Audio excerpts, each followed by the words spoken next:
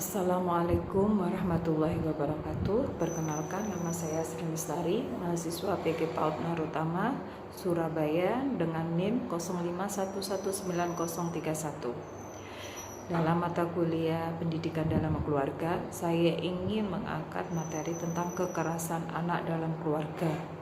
Kenapa saya sangat tertarik dengan materi ini? Karena banyak sekali orang tua yang tidak menyadari bahwa dirinya itu sudah melakukan kekerasan terhadap anaknya sendiri. Nah, kenapa saya berbicara seperti ini? Karena saya ini juga sebagai orang tua, saya juga sadar terkadang saya juga pernah melakukan hal tersebut, walaupun hanya dengan membentak, misalkan dengan membandingkan anak satu dengan yang lainnya, itu juga pernah saya lakukan.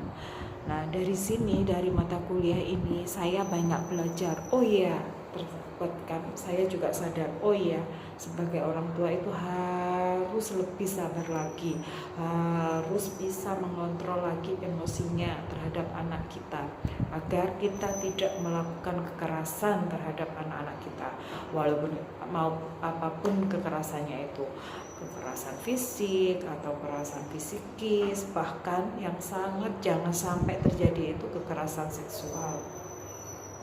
Kekerasan fisik banyak sekali, semisal kita menjewer, kita memukul, kita menendang anak, itu juga itu merupakan kekerasan, dan efeknya itu sangat sekali tidak baik untuk perkembangan anak, apalagi masalah kekerasan fisik, psikis, kekerasan seksual itu akan sangat mempengaruhi perkembangan emosi anak.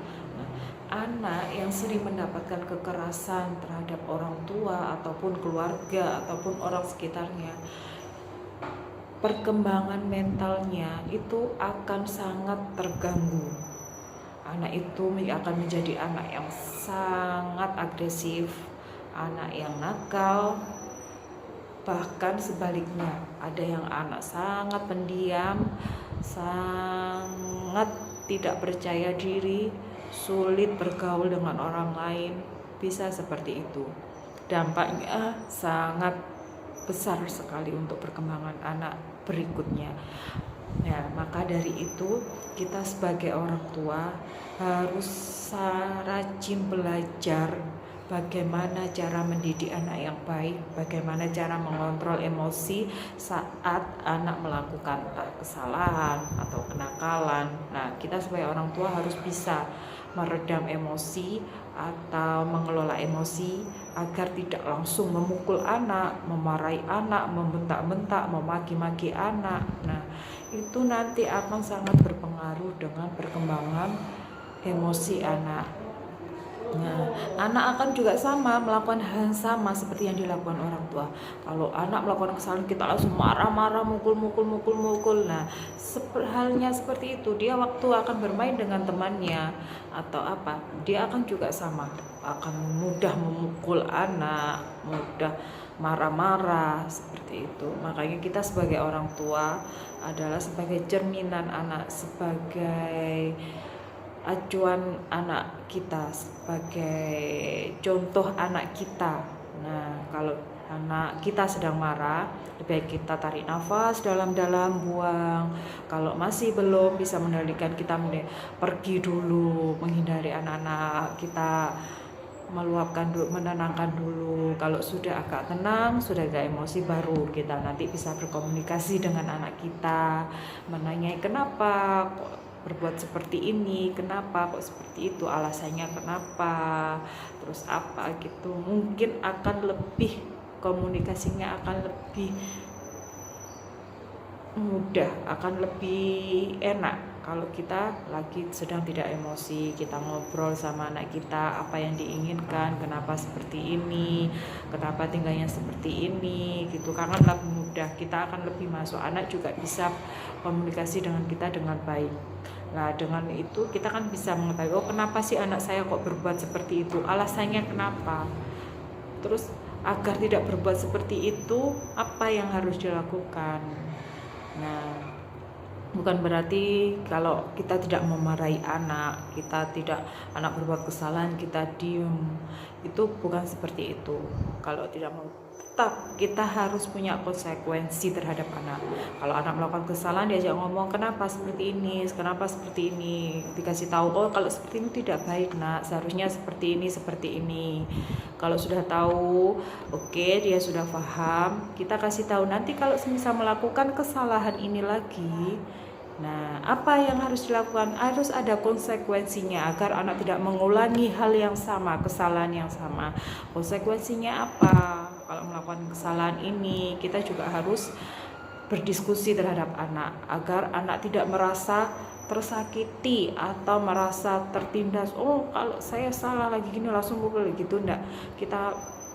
Kalau anak salah, emang kewajiban kita untuk mengingatkan, memberitahu bahwa itu salah, tetapi tidak harus dengan kekerasan atau dengan membentak. Jadi kita bisa komunikasikan dengan anak, berdiskusi. Kalau misal anak melakukan kesalahan, apa yang harus diterima oleh anak? Konsekuensinya apa? Mungkin atau sebut kita hukuman. Nah, hukuman bukan berarti harus anaknya dipukul atau apa. Nanti kita berdiskusi. Kalau kamu melakukan kesalahan lagi ini, apa yang melakukan? Semisal, oke, nanti kalau tidak melakukan kesalahan lagi, tidak boleh megang HP selama berapa hari, atau tidak boleh tidak diberi uang jajan, bisa, atau nanti melakukan apalah kerjaan rumah, menyapu atau apa, pasti ada konsekuensinya. Kita yang lebih mendidik aja gitu, tidak harus memukul, memarahi. Itu juga sebagai pelajaran bagi saya sendiri sebagai orang tua yang masih banyak kekurangannya. Nah, untuk semua orang tua, kita sama-sama harus belajar. Bukan hanya anak aja yang belajar, kita sebagai orang tua juga masih banyak kekurangan. Bukan berarti kita orang tua kita bisa bertindak semau kita terhadap anak-anak kita. Kita punya pola asuh, iya, tetapi kita juga harus berdiskusi terhadap anak kita. Apa mau anak kita, bagaimana apabila melakukan kesalahan, sebagainya, apa kita harus tetap komunikasikan dengan anak. Kita tidak boleh menjadi orang tua yang otoriter, yang selalu ini harus ini, itu harus itu, tidak boleh tidak. Nah, itu akan sangat berpengaruh terhadap mental anak kita, tidak akan bisa berkembang. Nanti dia juga mempunyai jiwa yang berontak. Mereka kalau di luar bergaul dengan temannya juga menjadi anak yang nakal, yang agresif. Nah, dari situ makanya kita jadi orang tua harus banyak belajar bagaimana cara mendidik anak yang baik, agar tidak terjadi kekerasan terhadap anak, walaupun kekerasan fisik maupun psikis. Nah, mungkin kalau kekerasan fisik banyak yang bisa menghindari, banyak orang yang bisa menghindari itu dengan tidak memukul. Tetapi dengan kekerasan psikis tanpa kita sadari, terkadang kita itu melakukan hal itu terhadap anak dengan membentak atau memaki, bahkan kita terkadang membandingkan kakak itu dengan adiknya atau sebaliknya. Itu sudah merupakan kekerasan psikis. Maka dari itu kita harus banyak-banyak belajar sebagai orang tua agar kita dapat mendidik anak kita menjadi anak yang lebih baik tanpa melakukan kekerasan. Demikian yang saya dapat sampaikan. Apabila banyak kekurangan, mohon maaf yang sebesar-besarnya. Wassalamualaikum warahmatullahi wabarakatuh.